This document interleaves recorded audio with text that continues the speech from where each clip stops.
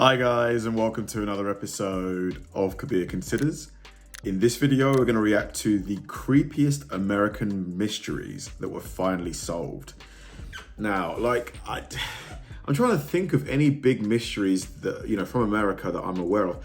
I mean, Jimmy Hoffa, I think he was like a big union boss that he just vanished off the face of the earth. Like maybe they found where he either is or his remains or something like that. I'm trying to think, what other American mysteries are there? The Bermuda Triangle is not really an American mystery, but yeah, so I'm quite eager to see which mysteries, will make it onto this list and how they were solved. I see my grandfather holding up something that he knew that wasn't what he found. He was adamant that this was not what he saw in the debris field. Welcome to Watch Mojo, and today we're looking at 10 creepiest American mysteries that were finally solved. There's this extraordinary sense that this rock shouldn't be there. Somehow it moved. For this list, we'll be looking at long, enduring mysteries from the United States that were eventually explained. Do you remember that? It was like this weather balloon type thing that people thought was like a UFO. And then I think China said it was like some kind of tracking device. Do you remember that one from last year? Do you find any of these answers satisfying? Let us know in the comments. The Umbrella Man. The assassination of John F. Kennedy is an enduringly popular subject for conspiracy theories, and one of the most popular involved the so-called Umbrella Man. There are other still photographs taken from other locations in Dealey Plaza which show the whole man standing under an open black umbrella. Found in various photos and films, he raised suspicion not only for his use of an umbrella on a sunny day, but for his positioning near Kennedy when he was shot. He could be using the umbrella just to block out the sun, just to get some shade. Many people began to suspect that he was somehow involved. There was one wingnut who published a book with a diagram of the umbrella. The umbrella was rigged so that there was an aiming device. This has remained a mystery for 15 years. It wasn't until 1978 that a man named Louis Stephen Witt came forward and identified himself as the man in question. And there was no grand conspiracy. The Umbrella Man was a mere symbol of political protest, and he just happened to be in the wrong place at the wrong time. It was a protest at the appeasement policies of Joseph P. Kennedy, John Kennedy's father. Carlina White. Is opening an umbrella, in the presence of a politician, a sign of political protest? I've never heard or seen anybody else do that before. Please let me know if it is, because it still seems kind of weird, don't you think? In 2011, Nadra Nance discovered that her real name was Carlina White. The story goes back to August 4th, 1987, when the 19-day-old White was abducted from Manhattan's Harlem Hospital. She was snatched out of her hospital crib by a stranger. The family claims it was a mystery woman who had been hanging around the hospital for weeks, disguised as a nurse. The perpetrator was Anugata Petway, who was desperate for a child of her own and raised White as Nedra Nance. The kidnapping remained unsolved for over 2 decades, and it was White herself who cracked the case. She wasn't sure exactly why she belonged to that family. There was things like there wasn't physical similarities and stuff like that. Then there was no paperwork to follow her, such as a birth certificate or a social security card. So in her late teens, she became suspicious of who she was. She eventually deduced that Petway was not her biological mother and found through the National Center for Missing and Exploited Children that she was actually the missing Carlina White. I just always believed that she would find me. That was something that I always believed in myself, that she would come and find me. A DNA match proved this in 2011, and Petway served nearly 10 years in prison for the kidnapping. The Florida sink. I get it, you really want a kid, but there's other ways. Adopt, foster, sperm donor. You didn't have to go and actually steal a baby. Who does that? South of Tallahassee, Florida is the Osceola River, and inside the Osceola River is a massive sinkhole. No one wanted to dive into the sinkhole as, according to scientist Jesse Halligan, it was as dark as the inside of a cow, with literally no light at all. It looks very primitive, and there's gators and snakes, and you feel like you're in the middle of nowhere, literally, even though you're about 40 miles from Tallahassee. But fortune favors the brave, and Halligan decided to head in. What she found was utterly fascinating. Inside the sinkhole were ancient stone tools and mastodon bones bearing evidence of human activity, indicating that we had been in the southeastern United States for at least 14,500 years. Wow. When we went back, what we found was a stone tool that could not have been made by nature, that was definitely cultural, that dated to 14,550 years ago. This is about 1,500 years earlier than had been believed. And with other forms of evidence, it raises major questions about the initial colonization of America. It's great because, we took a site from an ambiguous status to now we've got to reinvestigate everything we thought we knew about the first Americans with one little stone tool. Pamela Jackson. Man, stuff like that I find so interesting, like ancient history. I really do hope somebody someday cracks time travel just so that, imagine being able to go way back in the past and just seeing what we used to look like in the flesh, how we used to live and stuff. And Cheryl Miller. Back in 1971, teenagers Pamela Jackson and Cheryl Miller were driving to a party at a local gravel pit when they disappeared. The Vermilion teenagers were last seen driving a 1960 Studebaker Lark, trying to find a rural keg party in Vermilion. Jackson and Miller were driving behind some classmates on their way to the pits, but the driver of that vehicle eventually realized that they were no longer being followed. Despite an extensive search, no evidence of the car or the students was found. It seemed like their vehicle simply up and vanished. In 2004, police reopened the case and indicted David Licken for murdering the girls, but there wasn't enough evidence to hold the charge. 3 search warrants on the Licken farm uncovered what police detailed as evidence. That evidence, Raghu shows in his book, wasn't really evidence at all. It wasn't until September 2013 that a drought dried a local creek and revealed the long, rusted car. Wow. Authorities believe that the car somehow went off the road and crashed into the creek, killing its 2 occupants. Oh my Local goodness. man by the name of Jim Sorensen discovered the 1960 Studebaker Lark in Bruley Creek. The teens weren't murdered by the... So this is what a car looks like that's been in water for decades.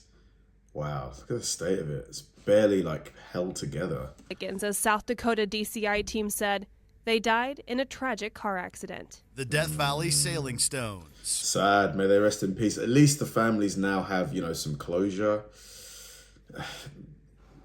As if the name Death Valley wasn't creepy enough, it also hosts one of the eeriest natural phenomena in the country. But these weird moving rocks are not a new phenomenon.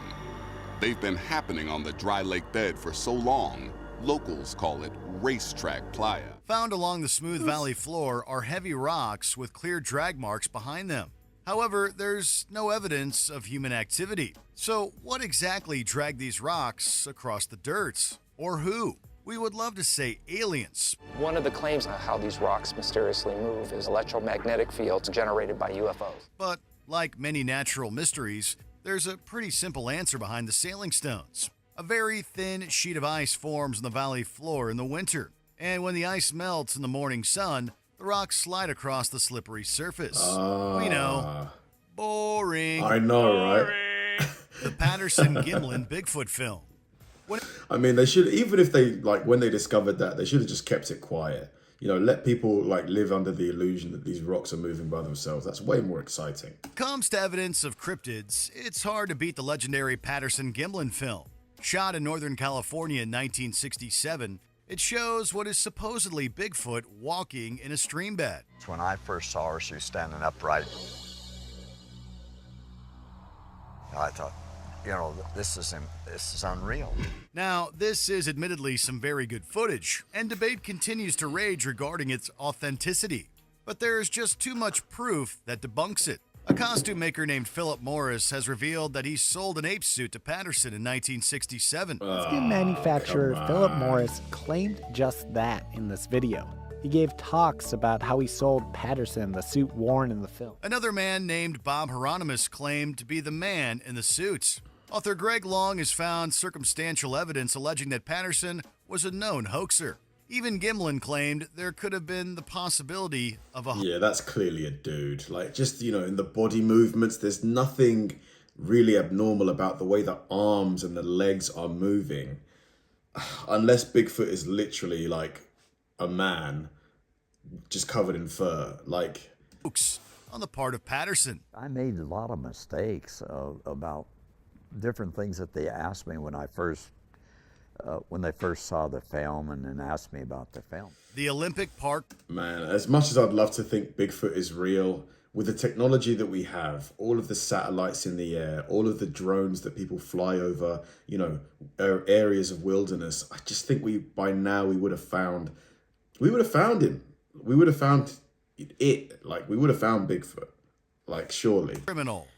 Eric Rudolph committed a series of bombings across the southern United States in the late... Unless Bigfoot is literally the expert of experts at hiding.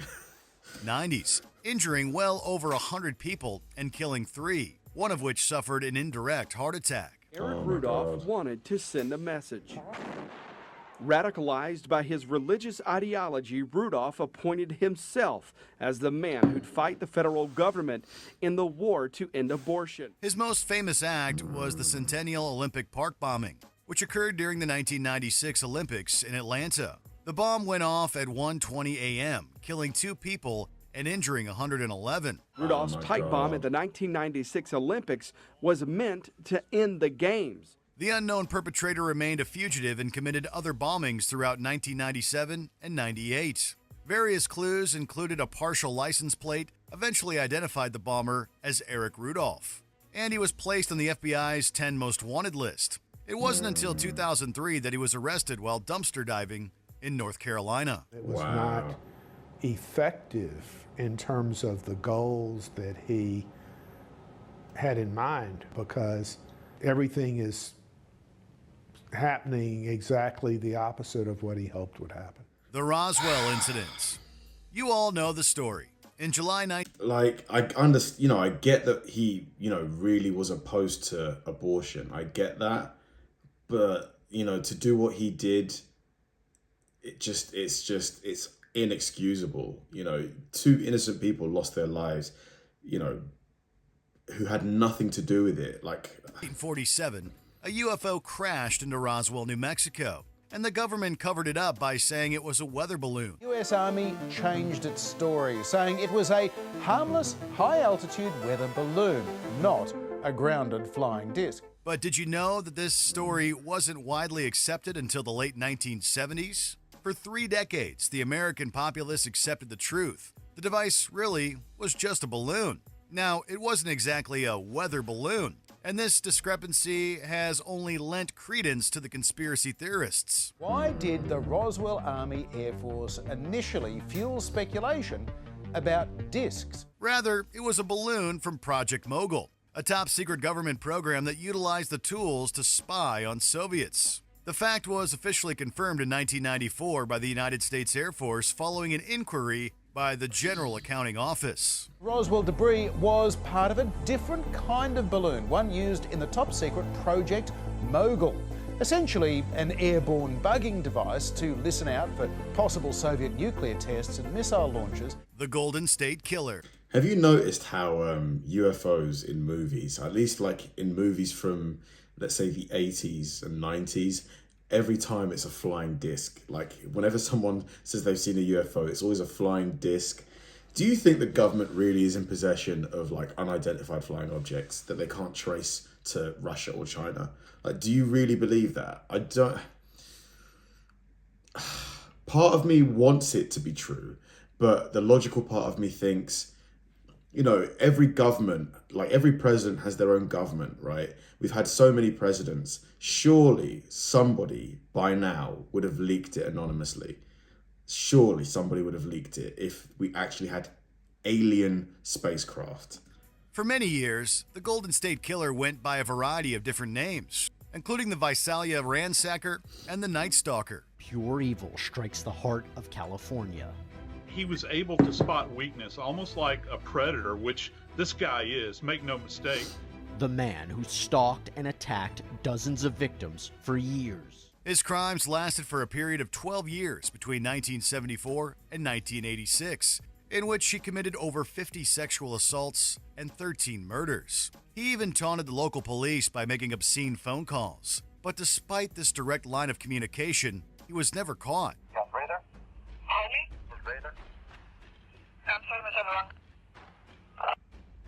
That is, until 2018. when the perpetrator was 72 years old. Through the use of DNA and genetic genealogy, investigators were able to identify the criminal as Joseph James D'Angelo, a former police officer and truck mechanic of California. D'Angelo was finally sentenced to life in prison nearly 50 years after his crime spree began. Former police officer Joseph D'Angelo Jr. sentenced to life with no parole. Before we continue, be sure to subscribe to our channel and ring the bell to get notified about our latest videos. You have the option to be notified for occasional videos or all of them. If you're on your phone, make sure you go into your settings and switch on notifications. The Vampire Clan. Unsolved Mysteries is full of creepy tales, but none quite as unsettling as the Vampire Clan. On the internet, vampire chat rooms attract thousands of hits every day. And players of various games such as Vampire the Masquerade gather regularly to act out their dark dramas. On November 25th, 1996, someone entered the home of Naomi and Richard Wendorf and beat them to death with a crowbar. Their bodies were later discovered by their daughter, Jennifer. Suspicion immediately fell to a so-called vampire clan led by one Rod Farrell, as Jennifer's sister Heather had been friendly with the group. Phone records show that Heather had been calling Rod for several months. Rod claims that Heather asked him to come to Florida to kill her parents. It was said that Farrell made prospective members drink his blood in order to join the cult. Just a few weeks after the episode aired, the grandmother of a member called the police and told them where the cult was heading. I mean, look at the state of him. Look at the way he's looking at the camera. You know something's wrong. They were apprehended in Louisiana, and Farrell was sentenced to life in prison. Farrell was sentenced to death anyway, despite implying that he was acting for a friend. It was a death sentence which was changed years later to life in prison because of law changes regarding the sentencing of teenage defendants in Florida. Crazy. Super interesting video. Just because I'm so into science fiction and science in general, the one about the Roswell situation really intrigues me. I'm just asking myself, do I really think that the government has found alien spacecraft and have them in their possession? I mean, if we did, wouldn't we be seeing massive advances in interstellar travel by now? Unless the secrets are, kept under lock and key, and companies like SpaceX, Boeing, Lockheed Martin don't have access to that technology. Because, you would think that the government maybe would sell some of the technology to these companies for a huge amount of money. And then, because obviously if a ship can make it from another planet outside the solar system here, it's way more capable than anything we have currently. So why don't we have interstellar ships right now? I don't know. That's the logical answer that I can come up with. I don't know. I'd love to believe that UFOs have crashed on Earth. I would love to believe it, but I just don't. Thanks for watching, guys, and I'll see you in the next one.